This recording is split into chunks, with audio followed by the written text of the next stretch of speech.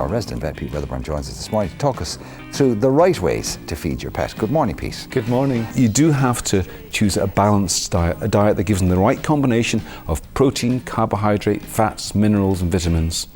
Funny enough, the biggest nutritional problem I see as a vet is not to do with any deficiencies or problems like that. It's to do with excess. It's to do with pets being obese, whether it's dogs or cats. There's too much pet food around and people give their pets too much. Instead of a dog or a cat, they choose a rabbit, and the rabbit lives in the house and becomes part of their family. So basically the rabbit hops around the place during the daytime while they're out at work, and they come back and the rabbit hops on the sofa and sits beside them like this. So your cat would get a little lump on it or a wound that just isn't healing despite treatments, and then you would go to the vet and say, my cat's got this thing which isn't getting better, what do I do? The vet will remove it usually and send it off for analysis. That doesn't mean people should worry about their own cats, really not at all. You know, cats are great pets. Over in Pete's clinic, he's a very important patient who's here for his first checkup and registration. There's a lovely dog called York in the waiting room. He's a guide dog for the blind. One of the great things about working with guide dogs for the blind is, first of all, they mean so much to their owners, so there's a particularly close bond there. But secondly, they're nearly always the most healthy animals. They're given the best nutrition and the best possible health care. So when we see these dogs, we really are seeing animals at their peak, and I really enjoy meeting them. Most people think horses stop by pulling the reins. That's right, yeah. That's wrong, is it? That is wrong, yeah. No, that only motivates them to do something. It's the release that teaches them. Okay. So that also teaches them all the wrong behaviours. You're saying that these bad or naughty horses are more actually horses that have just been trained incorrectly? Exactly, yeah. And can you retrain them so that they become good horses? Yeah, you can.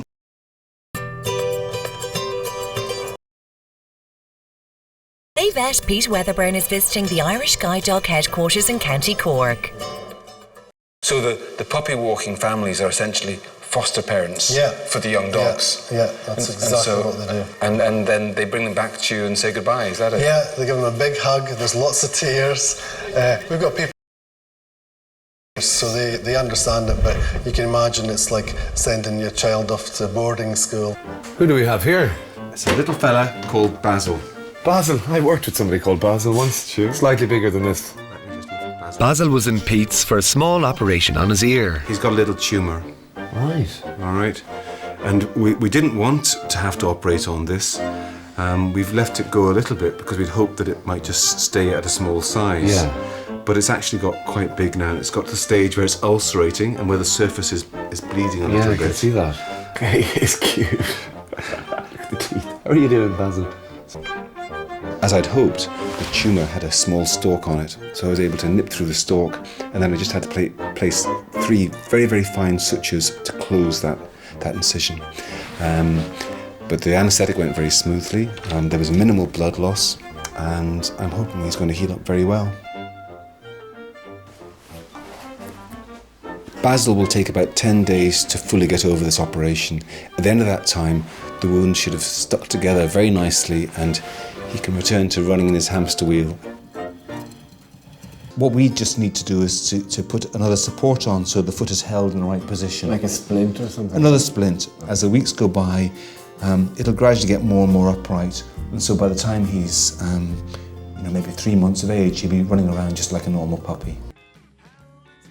Where do you think we are at the moment in terms of how we understand dog breeding and how we are buying dogs? Well, there's lots of good information as to how it should be done, and there are many, many thousands of people producing high-quality puppies and doing it very, very well.